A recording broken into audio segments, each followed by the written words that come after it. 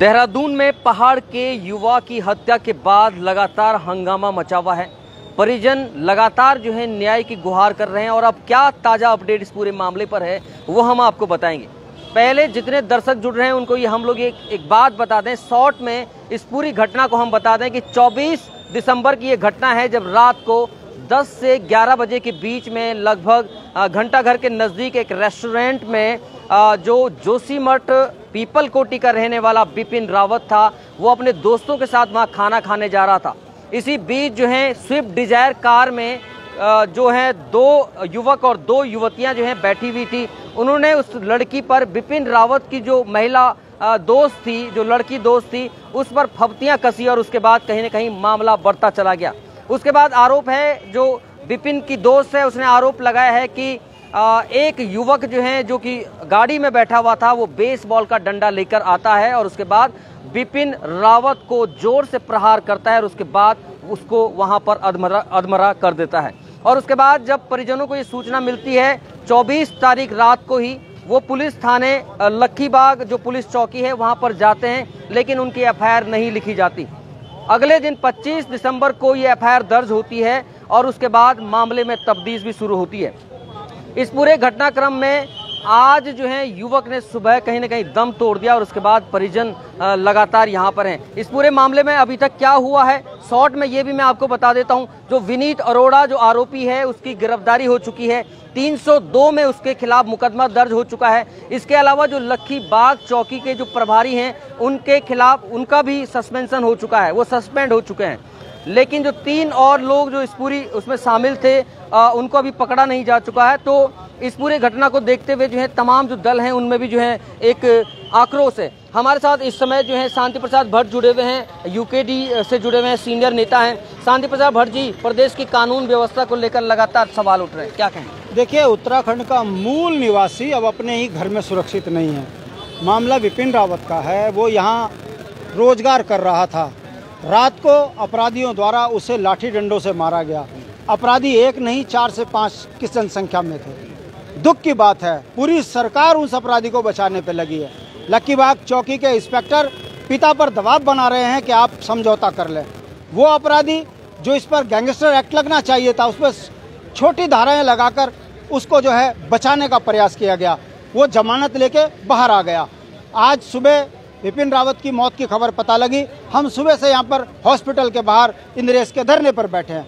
न सिर्फ हम, क्या कांग्रेस के अध्यक्ष, कांग्रेस के नेता, तमाम सामाजिक संगठनों ने जैसे सुना सब सड़कों पर आकर आंदोलन करने लगे। दबाव में अब हमको पता चला है कि लक्की चौक के जो इंस्पेक्टर सैनी है उसको निलंबित कर दिया गया है। हमारा ये कहना है कि सरकार आखिर ये बताए कि उत्तराखंड के अंदर ये हत्याओं का सिलसिला क्यों जारी है और क्यों सरकार हत्यारों के साथ खड़ी है। चाहे फिर वो अंकिता का मामला का हत्याकांड का मामला हो, उसमें भी सरकार वीआईपी के साथ खड़ी है। अंकिता के माता पिता को न्याय नहीं मिला, जब आंदोलित जनता हुई तब जाकर अपराधी गिरफ्तार हुए और अभी तक पुलिस ये बताने को तैयार नहीं है कि आपने किसके आदेश पर बुलडोजर तोड़ने वालों को गिरफ्तार नहीं किया। आप अभी तक ये बताने को तैयार नहीं है हाई कोर्ट में कि जब बुलडोजर से बिल्डिंग गिर गई, साक्ष्य आपने लिए नहीं, तो आपने किस आधार पर झूठ बोला कि हमने वहाँ से साक्ष्य कलेक्ट कर लिए। कहने का मतलब है, चाहे जगदीश की अल्मोड़ा में हत्या हो, चाहे किरण नेगी की हमारे दिल्ली में हत्या हो, हमको कहीं से कहीं तक न्याय नहीं मिल रहा है। इससे पता चलता है कि शांतवादियों में अपराधियों का गठजोड़ सत्ताओं में बैठे सत्ताधीशों के साथ है। अपराधियों के पैसे से ये तराजू वाली पार्टी चुनाव जीत कर आई है और उत्तराखंड के मूल उत्तराखंडियों की उत्तराखंडियत को खत्म करने पर ये लगे हैं। उसका ये परिणाम है कि उत्तराखंड में रोजगार के मामले में ये लोग बाहर वालों को पैसा दे के नौकरी दे रहे हैं और जो लड़का अपने परिवार को पालने के लिए कहीं रोजगार कर रहा है, उसको रात को गुंडे मार रहे हैं। पुलिस उनके साथ खड़ी है, सरकार उनके साथ खड़ी है। हमें समझ में नहीं आता कि सरकार बनी किसके लिए है, बाहर वालों के लिए कि यहाँ के मूल निवासियों के लिए। अब उत्तराखंड का आम जनमानस इस बात को समझ रहा है कि ये सरकार जिनके पैसों से बनी है, उनके पैसों के दम पर उत्तराखंडियत को खत्म करने पे लगी है।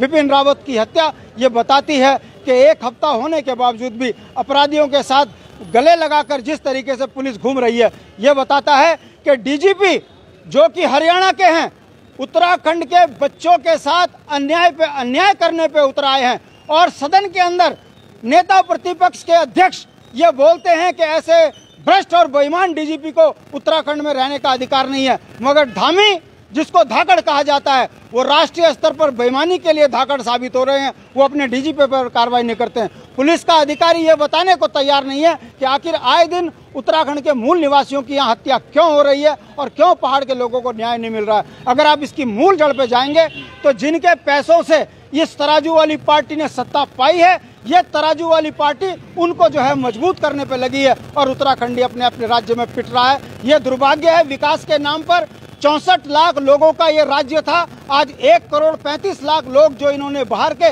वोट के लिए यहाँ बसाए हैं वो हमारी जान के लिए आफत बन चुके हैं। इस बात को समझने की जरूरत है और जनता 8 महीने में ये कहने लगी है कि ये धाकड़ धामी बेईमानी में है, ये धाकड़ धामी उत्तराखंड की उत्तराखंडियत को खत्म करने पे है, ये धाकड़ धामी केवल और केवल पूंजीपतियों के और तराजू वालों की बात सुनता है, दिल्ली की बात सुनता है। और ये साबित इस बात से होता है कि सदन सप्ताह चलता है मगर सदन को 2 दिन में खत्म कर अनुपूरक बजट पास कराते ही दिल्ली जाकर दिल्ली की सरकार बुलाने की बात करते हैं। ऐसी सरकार को उत्तराखंड में रहने का कोई अधिकार नहीं। बिल्कुल, और तमाम तरह का जो आक्रोश है वो आप देख सकते हैं। लेकिन इस पूरी घटना पर जो ताज़ा अपडेट हम आपको लगातार बता रहे हैं कि 302 में मुकदमा दर्ज हो गया है। पुलिस अपनी कार्रवाई लगातार कर रही है। पुलिस का कहना है कि जो सस्पेंशन था, जो चौकी प्रभारी है, उनका सस्पेंशन भी हो चुका है और इसके अलावा 302 में मुकदमा भी कहीं ना कहीं दर्ज हो चुका है। लेकिन आपको बता दें कि जो पहाड़, चमोली और जोशीमठ का रहने वाला युवक था विपिन रावत, और यहाँ पर लैब टेक्नीशियन का काम करता था देहरादून में।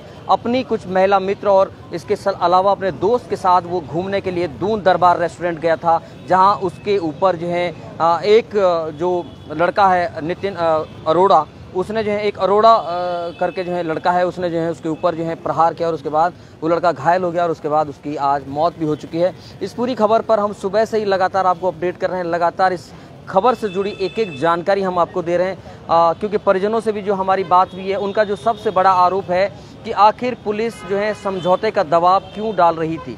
ये बड़ा सवाल कहीं ना कहीं खड़ा होता है कि आखिर क्या पुलिस का काम जो है समझौते करवाना है, क्या पुलिस जो है कानून व्यवस्था बनाने के बजाय जो है समझौतों में जुटी हुई है। तो ये कहीं ना कहीं अपने आप में जो है बड़े सवाल खड़े करता है कि उत्तराखंड की जो शांत वादियाँ हैं वहाँ पर इस तरह के जो है जो घटनाएं हो रही हैं। और उसके बाद जो पुलिस का रोल है, पुलिस के रोल को लेकर के जो जनता है वो भी सवाल उठा रही है, जो जनप्रतिनिधि हैं वो भी लगातार सवाल उठा रहे हैं। इस पूरी खबर को हमने आपको सुबह से लगातार हम लोग दिखा रहे हैं। आगे भी इसमें कोई अपडेट होगा तो हम आपको लगातार बताते रहेंगे।